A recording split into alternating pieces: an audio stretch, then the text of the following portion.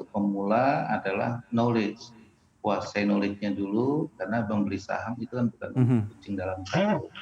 Dan Baik. ketika dia membeli saham, maka yang terpenting adalah dia rela menahan emosi. Terutama ya, kadang-kadang kalau masa muda, usia masih milenial gitu, yang ada adalah emosinya yang ikut terlibat. Nah itu juga saya rasa akan mengganggu. Yang Baik. ketiga tadi knowledge-nya tahu, belajar sama para senior ya.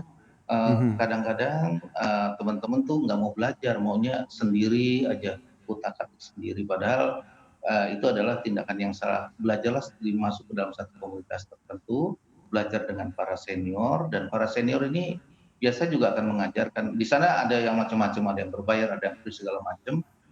Kenali karena dengan 750-an saham, ini kan banyak sekali. Tentu ada Mhm. banyak cerita di setiap tahun.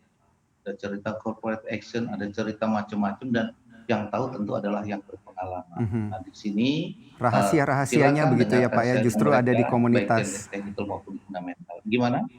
Rahasia-rahasianya justru ada di Nah, rekan-rekan komunitas begitu ya, biasa ya Pak ya? iya, Iya. di komunitas-komunitas itu silakan, tapi harus Baik. komunitas yang benar. Baik. Ada juga komunitas yang hanya mencari keuntungan aja nih. Mhm. Sayangnya ya pokoknya dia jual produknya, komunitasnya hidup, cuma diperdaya. Nah ini jangan, tapi adalah komunitas yang benar-benar mau berbagi, mau berbagi. Baik. Itu tentu lebih bagus lagi, ya.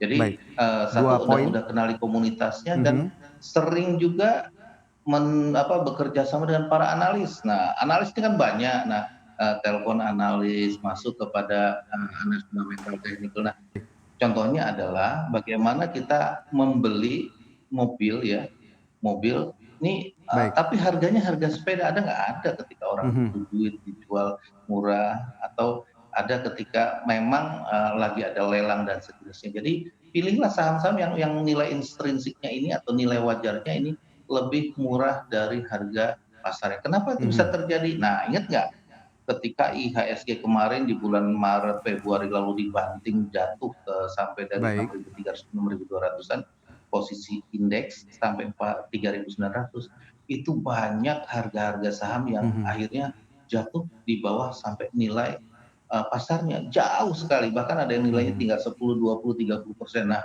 bagi Baik, yang berarti enggak ini kan berarti, mereka panik, memang ini kita bagaimana, tapi harus. bagi yang punya duit, yes, Baik. saatnya saya membeli saham. Nah, Mhm. akhirnya mereka melakukan pembelian saham di situ. Jadi Baik. ini, memang menunggu saham seperti ini nggak gampang, tapi ya momen-momennya seperti kejadian Covid ini, akhirnya tidak sedikit orang membeli saham dengan harga murah dan akhirnya menjual ya Baik. kemarin di Desember, yes, dia bisa untung sampai ratusan persen, karena dia tahu Baik.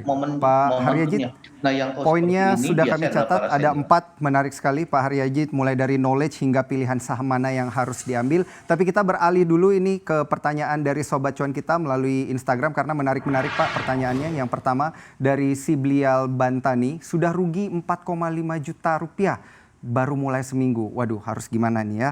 Kemudian pertanyaan yang kedua, apakah SWF akan mendongkrak saham konstruksi? Lalu kapan?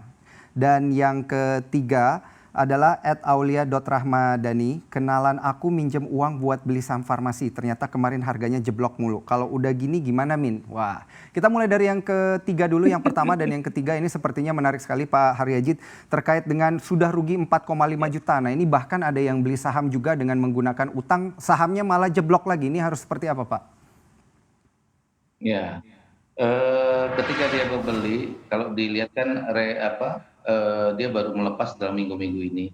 Dan perlu diketahui bahwa minggu ini banyak saham yang sudah naik ratusan persen. Jadi wajar ketika sebagian investor itu melepaskan atau melakukan profit taking terhadap saham. Itu hal wajar. Nah, kita nggak usah panik terhadap perusahaan yang saat itu turun 4,5 juta. Kecuali saham yang dibeli itu kita tidak tahu Mhm. kinerjanya seperti apa, pembangunannya bagaimana, kemudian kalau emang ini perusahaannya kita tahu, kita harus gali lagi. Kalau belum tahu ya gali lagi sampai kita tahu. Kalau kita sudah tahu industrinya, kita tahu kompetitornya, kita tahu dia jual apa dan kira-kira penjualannya akan naik atau tidak. Nah, ini dia bisa pegang. Tapi kalau semua itu ternyata minus semua, penjualannya dia nggak tahu. kinerjanya merah, manajemennya Mhm. juga kurang bagus, apalagi pemegang sahamnya. Kedua, sahamnya fluktuatifnya luar biasa, misalnya saham-saham yang kinerjanya tidak bagus, tapi kenaikannya lonjakannya cukup dahsyat. Nah, ini juga harus hati-hati.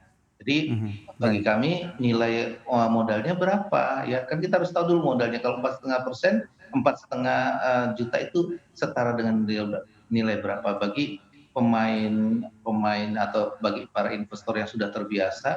Itu ada kategori turun berapa, kalau dia yakin Baik. dia akan tahan terus.